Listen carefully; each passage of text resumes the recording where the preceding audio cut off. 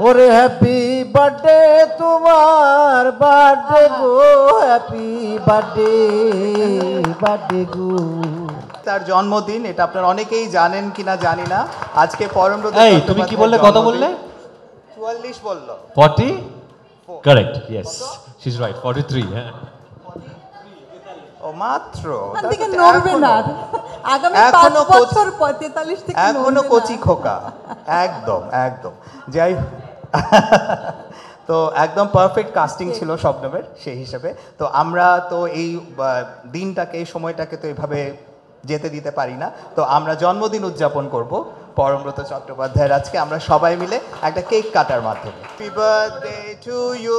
না না না না, ওরে হ্যাপি বার্থডে তোমার বার্থডে গো হ্যাপি বার্থডে বার্থডে গো হ্যাপি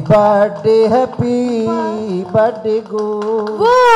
ওরে হ্যাপি বার্থডে তোমার বার্থডে গো হ্যাপি বার্থডে গো। ইয়েস, আসুন আমরা সবাই তালি দিই।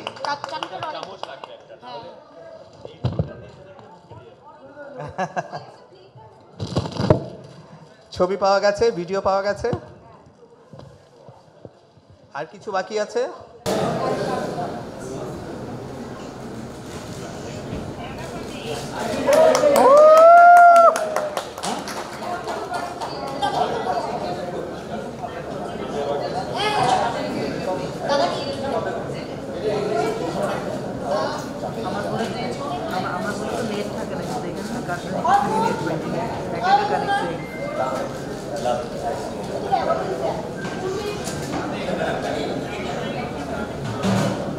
আচ্ছা, মাইক তো আছে সামনে। পরম জন্মদিনের অনুভূতি।